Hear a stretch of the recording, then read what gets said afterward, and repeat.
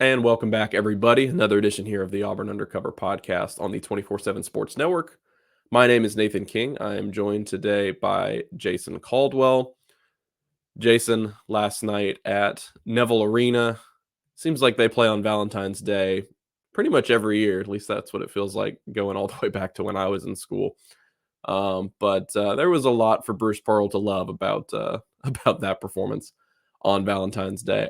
I'm not sure you could have gotten much better from this Auburn team against a top 15 team with the matchup advantages they had. They were a 11 and a half point favorite for a reason. People thought that Auburn matched up well against the South Carolina team, but at the end of the day, Jason, it goes down as the second biggest win in the history of college basketball over a team. It's a very specific stat. I don't know if you saw it on Twitter last night. A team with South Carolina's record at this point in the season has only been beaten by 40 or more points once before. It was when Villanova destroyed Oklahoma in that Final Four a few years ago. Auburn beat South Carolina by 40, 101-61 on Valentine's Day in a top 15 matchup. Of course, that is the first of two ranked games for Auburn this week. They then host Kentucky, number 22, on Saturday. Jason, I mean, where to even start with this one? Because you torched one of the best defenses in the country, and then on the other side, defensively, you did exactly what you needed to do against a team that plays a very slow pace. But to me, you and I were talking about it this morning, the biggest thing that stands out from this game is the way Auburn shot the ball, particularly the way the two big guys shot the ball. They called themselves the Splash Brothers after the game. That is a performance they will not forget for a long time. I doubt they will ever combine to replicate something like that. Janai Broome and Jalen Williams, 9 of 12 combined from beyond the arc. Bruce Pearl said it. When your big guys are doing that, everything else on offense, it comes pretty easy at that point. It does, and I struggle to think about a game that even reminds me of that one. I think back to '98 when Auburn beat Alabama by 50, 54 or whatever. We beat them 94-40. That was not a very good Alabama team. This is a pretty good South Carolina team, and I was trying to think about it, going, man, the way Auburn played against Kansas in the NCAA tournament, that Final Four run, you go like, man, that was a 14-point win. It felt like it was much bigger than that. I struggle to find one that I think about the way they played last night, because you feel like, yeah, you could do that against a team that's a really good offensive team but a bad defensive team that has a bad offensive night, and you go, well, you're gonna have this is a really good South Carolina defense. They really control tempo. That was the thing to me. Auburn was able to control tempo in this basketball game. South Carolina did not like it. That's not the way they want to play.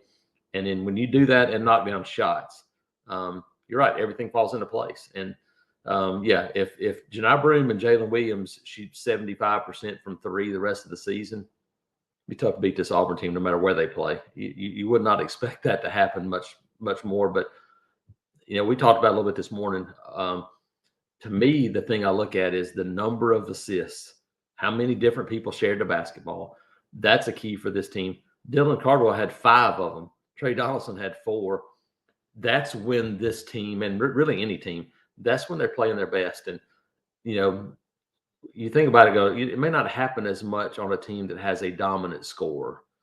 This is an Auburn team that has a bunch of guys that can score. Now, Broome is a guy that's going to usually lead you in scoring, and Jalen Williams is right there.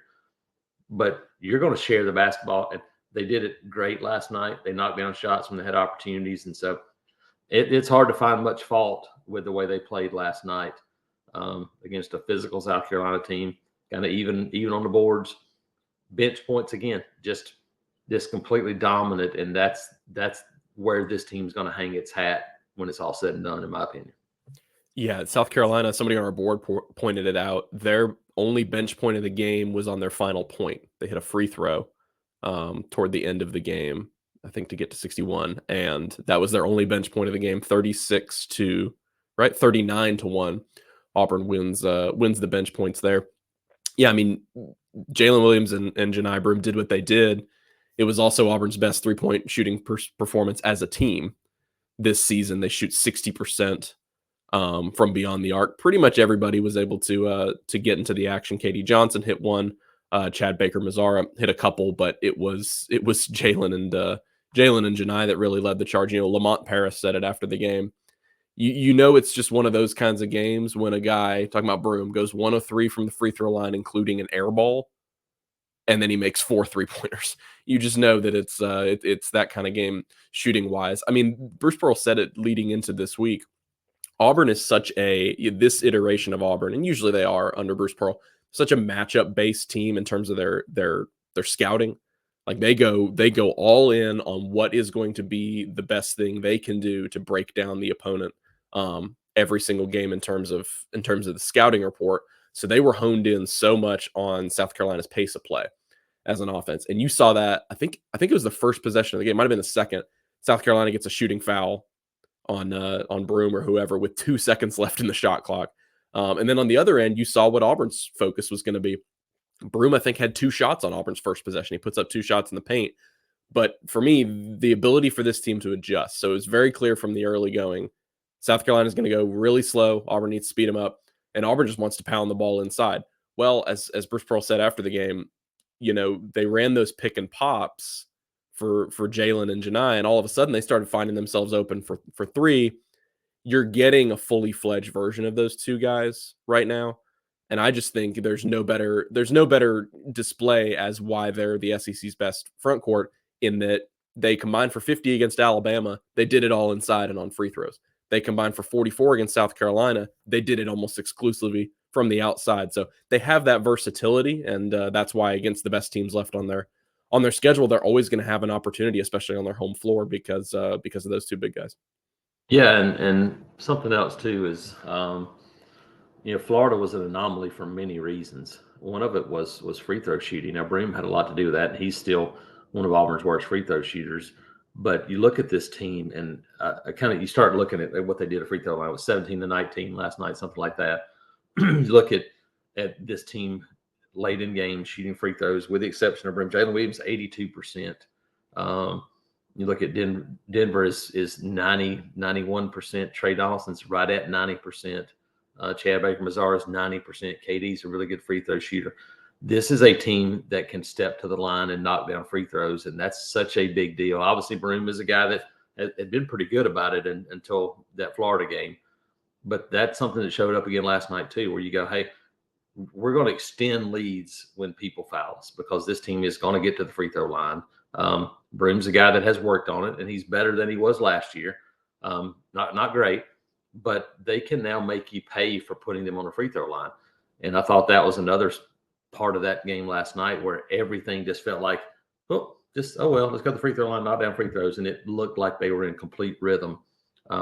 When this team gets in a rhythm and they relax and have fun, then they're really, really hard to beat.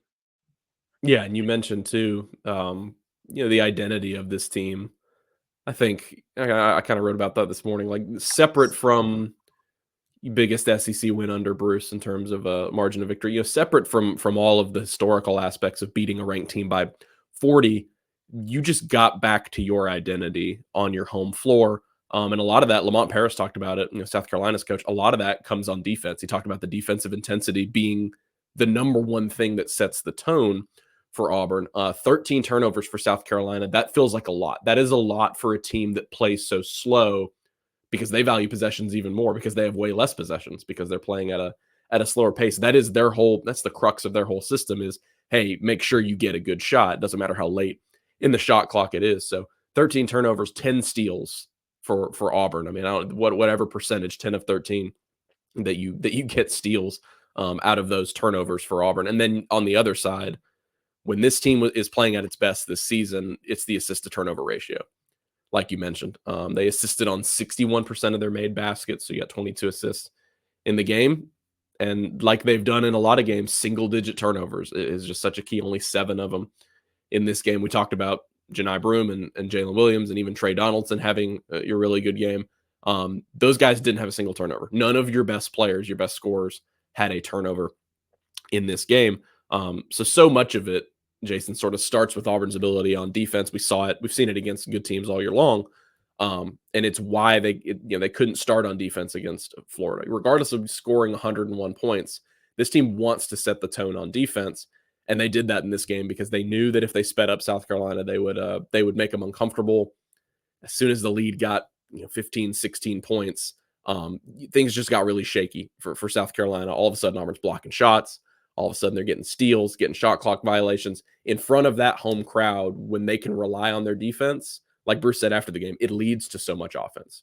Like they don't score 101 points in this game if they don't play the defense they did.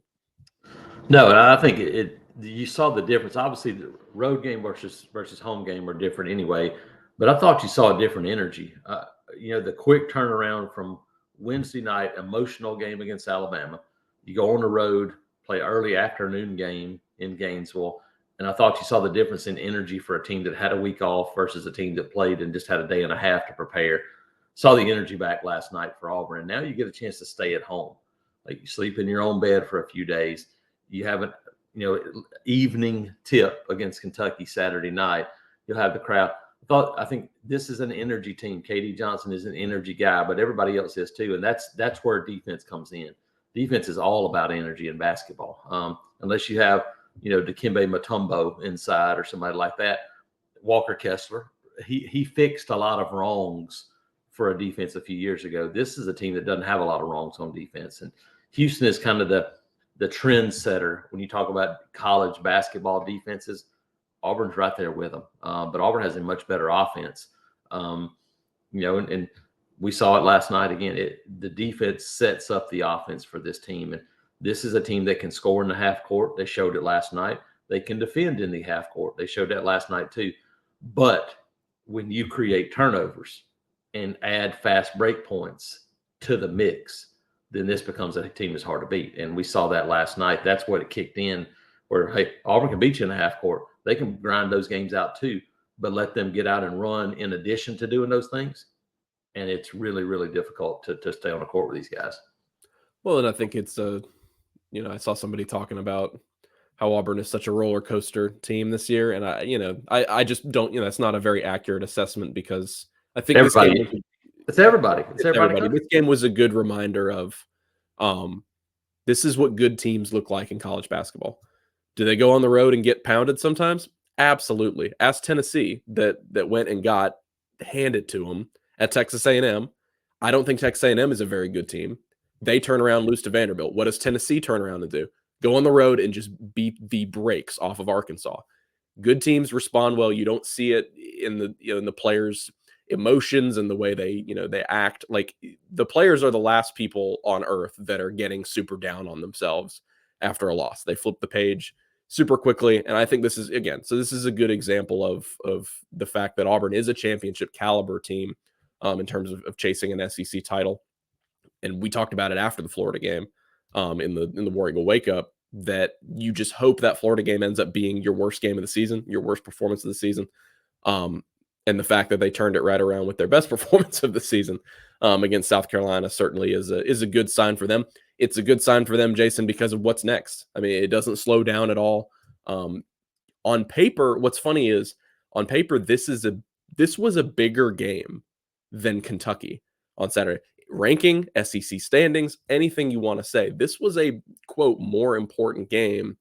But you know what? It's not a bad thing that Kentucky is going to be the atmosphere that it is. I know a lot of people say, oh, well, we're not camping out just for Kentucky. It's not the crowd just for Kentucky. Everyone knows that about Auburn at this point. They have a great crowd every game. Like, it's understood. But I think it's okay to play up and to have really big atmospheres and to have college game day. It's okay when Alabama's in town. It's okay when students really camped out in the non-conference for Bronny James, when that ended up being their biggest home opponent of non-conference play. This is going to be a different animal on Saturday in terms of an environment. But as a team, Kentucky hasn't been better than South Carolina this season. The way they match up, though, might be more difficult because of the way their guards can score. I thought Auburn was everything went wrong for South Carolina, and it was a really bad matchup for them. I think Kentucky is a little bit better suited to play with Auburn on Saturday. Yeah, I mean, look, it's obvious. It doesn't matter what sport it is. The bigger the opponent, the more excited and the more special it is. And, for basketball, until something changes, Kentucky's going to be one of those teams that makes for a bigger game. Obviously, College Game Day said, hey, that's a big game. We're going to go there. I mean, that makes it no matter who you're playing with college game day here, it's going to make it bigger already. With it being Kentucky, it's going to be big. I mean, look at football. I mean, the Purdue game for Michigan is not as big as Ohio State. Students don't treat it the same. Like, it's just natural. That's the way it is everywhere. And it's funny because it's Auburn basketball. It's become this thing. Well, they did it because of somebody else. No, this is what's happening. They're doing it. It's become the thing to do. Now, obviously, is it bigger for those games? Yeah, but that's the way it is all over the country. And so I think it's awesome. Got to hand it to them. I mean, as soon as they ran out of the doors last night following the blowout of South Carolina, the tents went back up and they're sitting there, and tips not till 5 o'clock Saturday. It's a long time when you start talking about waiting for that game, but it shows you the passion and how much fun it is and how special being inside Neville Arena has become for this group of students and for the fans. And so, and it's paying off for Auburn. There's nothing more important in sports than home court advantage in basketball, in my opinion. Football's big, but it doesn't measure up to basketball, in my opinion. Basketball fans have the most impact of any sport, in my opinion. It's shown up for Auburn time and time again. And hey, showing up for even people that don't have the home court advantage that Auburn does. You put them on their home court and let their own fans cheer, and it makes a huge difference. And right now Auburn's riding that wave, and that's the thing now. Protect home court. If you finish out and win a home court, win at Missouri, who is not playing very well, and you got Georgia, Tennessee, you go, hey, can you steal one of those? You do.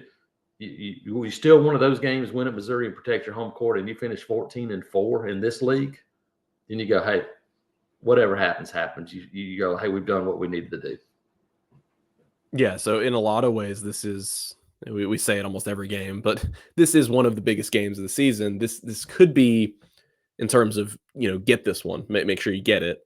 This could be the biggest game remaining because, like you said, it's even if you lose at Georgia, but that game we've talked about before, that works really well for Auburn. It's after a big bye week. Like that sets up, you almost want that one there more than Tennessee because it's a lighter opponent. And you're saying, okay, well, that gives them almost an even better chance to win that game. Even if you drop that one and you close out your final 3 games, which are Mississippi State, Georgia at home, and then the worst team in the league on the road, you're still 13-5. That feels like 13-5 feels like you have a pretty good chance to win the title, but you are constantly checking elsewhere to see what's happening. 14-4 feels like not a guarantee to at least tie for the title, but that feels like you're in a really, really good spot. So we'll cross that bridge when we come to it in terms of those road games at Georgia and Tennessee. But Kentucky on Saturday, South Carolina was a team that didn't have a lot of size on the inside. And that ended up being sort of, obsolete because Auburn's big guys just shot it from the outside. But Kentucky, that offense is going to come in here and they don't, it doesn't matter what defense they're playing. They don't score less than 80 points in a game. I mean, they've got 3 incredibly talented guards. The concern for a team like Kentucky is coming into this building, are they a lot like USC where they've got a lot of really talented offensive players? But I mean, this has been a tough year for Cal and that team. They just haven't played together very much. They've lost on their home floor a lot. There's good reason why Auburn should be a healthy favorite in this game, but you have to go out and play with the same kind of intensity that you did. And like you said, the crowd is going to be a million times better even than a good crowd on Wednesday. And so that energy, that intensity, that shouldn't be a question for this team on Saturday. Yeah, I think this will be the most talented offensive team that Auburn will play along the lines of Alabama. It'll be very similar. Can you do what you did against Alabama at home, which is can you score? Because Kentucky's defense has not been great until the other night. They held, Ole Miss down, and Ole Miss missed a bunch of open shots. And Auburn's going to have some open shots because this is you mentioned, it's a young, really talented backcourt. Reed Shepherd, Rob Dillingham may be the best shooter in the country. For Auburn folks that you go like, hey, what you expected to see from Aiden Holloway, Rob Dillingham, he is the guy that if he is open, he knocks down the shot, and he's the guy that gives him some firepower immediately. So those 2 guys can shoot it. So it's going to be a challenging game for this Auburn backcourt. Staying in front of them, creating some things. But you're right. There's some opportunities. And Kentucky has some size inside, but they're not broad, physical guys. Can bring back those guys in. Can they do some of those things and get them on the move? And so, interesting. Another interesting matchup, and that's the thing. Florida felt like the worst matchup for Auburn, and that kind of showed up with Florida's extreme length at the 4 and 5 and the numbers of guys they had. Kentucky has similar, but not quite that. But Kentucky, they don't have the 6'7", 6'8" guards, those big guys that maybe they've had some in the past, and so that's something that may be a little bit better matchup for Auburn than they have been over the years. Yeah, like you mentioned on the interior, Gonzaga went and won at Rupp. This is one of the least impressive Gonzaga teams of the last, decade, I would say. They went and scored 50 points in the paint, and their game plan at the end when it was close was to just dump it in really close to the basket on those guys. And so, Jalen and Janai had a great game from outside. This seems like a game where they'll go more on the interior.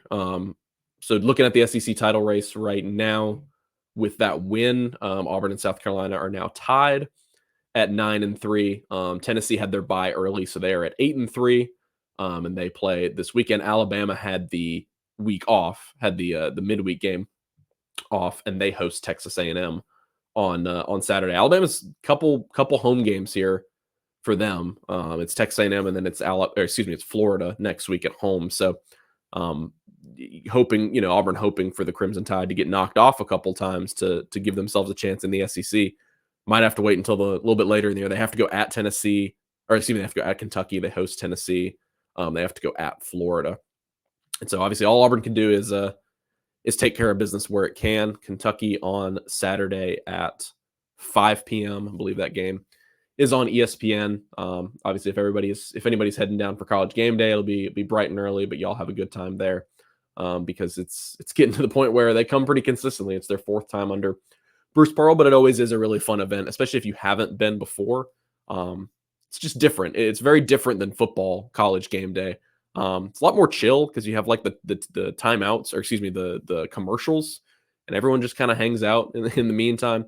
In that sense, it's almost more entertaining. It's a little bit more intimate than a football College Game Day, and so there's lots of things to like about it, even if you're just watching on TV as well. I will be interested too, Jason. Saturday on CBS, they'll do the early bracket. That this is the weekend of that. They do that like right before the 11 a.m. games start, and so I believe they only go up to the 4 seed line. I think they do the top 16. And so seeing where Auburn is, there certainly will be a 3 or a 4 at this point. I think probably a 3 at this point, based on the other night. I would imagine they'll be probably somewhere along that 3 line. Tennessee, probably a 2 line. Alabama in that 2 or 3 line. Yeah. I think South Carolina probably, because of their net, they're probably not in that group, even though some people had them in there. But you look at the depth of this league and the numbers of teams that are going to be in there. That's a pretty strong start. Kentucky will be just outside that, even though their record's not as good at this point. But there's a lot of basketball that's still left, even though there's only a few weeks left in the regular season. Yeah, I mean, it's the most important time of year. And look, Kentucky hasn't been overly impressive this year, but they have beaten a couple really good teams, and they're hungry. I mean, this would be, you're talking about their resume and where they're kind of falling right now. This is a massive game for Kentucky. Absolutely. Yeah, so this is not going to be, they'll just roll over and assume Auburn will win.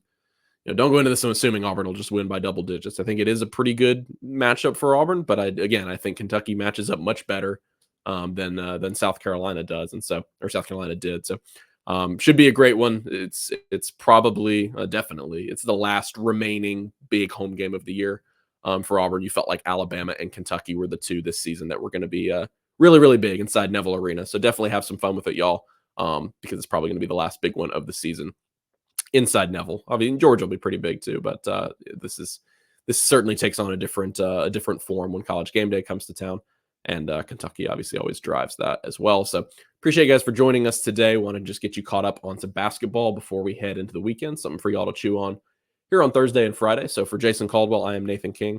Y'all go leave us a 5-star review if you enjoyed the show on Apple or Spotify or wherever you listen. The bumper music is by Beats by Mordecai. You guys can follow him Twitter, SoundCloud, and Instagram. Till the next episode, y'all enjoy the game this weekend. We'll talk to y'all